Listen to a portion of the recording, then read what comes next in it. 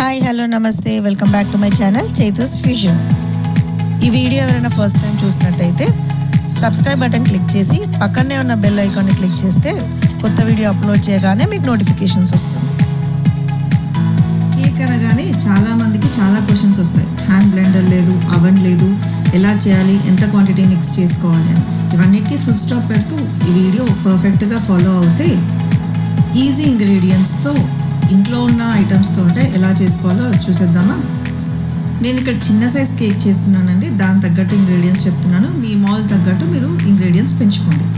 1/2 cup మైదా, 1/2 cup sugar, 2 eggs, 1 tablespoon vanilla essence, 1/2 cup milk, 1/2 spoon baking soda, 1/2 cup oil, 1 spoon baking powder.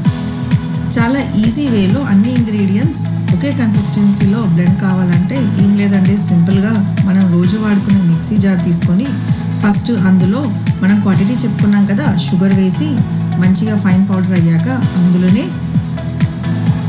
1/2 cup షుగర్కి 1/2 cup మైదా తీసుకుంటున్నాను. ఆ తర్వాత అందులో baking powder, baking soda, vanilla essence, oil, milk, 2 eggs ఇవన్నీ కలిపేసి ఇవన్నీ వేసి మిక్సీలో మంచిగా బ్లెండ్ చేస్తే అన్నీ ఈజీగా బ్లెండ్ అవుతాయి. చూసారు కదండి ఎంత ఈజీ ఉందో.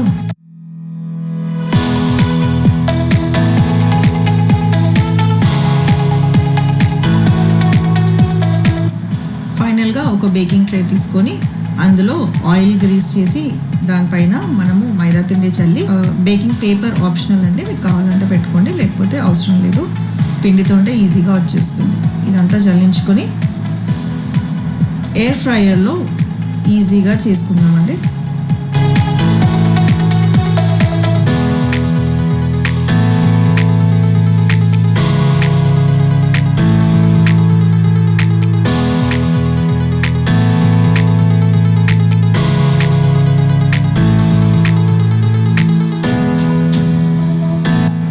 బ్యాటర్ అంతా పోసాక ఇలా ట్యాప్ చేసుకోవాలండి. దీనివల్ల ఎయిర్ బబుల్స్ ఏమన్నా ఉంటే పైకి వచ్చేస్తాయి. మీరు బ్యాటర్ మొత్తం పోయొద్దండి, ఒక 2 inches గ్యాప్ ఉండేటట్టు చూసుకోవాలి మోల్డ్కి, ఎందుకంటే ఈ కేక్ ఉబ్బుతుంది. పైనుంచి మీకు ఇష్టం ఉన్న డ్రై ఫ్రూట్ స్ప్రింకిల్ చేసుకోండి. దాని తర్వాత ఎయిర్ ఫ్రైయర్ ఒక 5 minutes ప్రీహీట్ చేసుకోవాలి.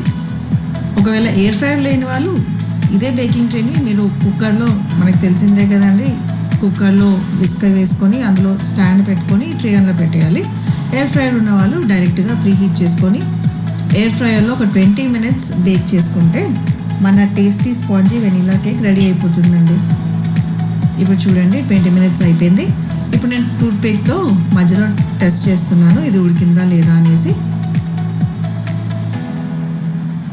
సో ఇదంతా ఫుల్గా కుక్ అయిపోయిందండి. చూడండి ఎంత స్పాంజీగా ఉందో. మరి న్యూ ఇయర్కి మీరు ట్రై చేసి ఎలా ఉందో నాకు చెప్తారు కదా. ఈ వీడియో కనుక మీకు నచ్చినట్టయితే లైక్ చేసి మీ ఫ్యామిలీ అండ్ ఫ్రెండ్స్కి షేర్ చేయండి. మరి ఇంకొక కొత్త వెరైటీతో మీ ముందుకు వస్తాను. Until then thanks for watching. Bye.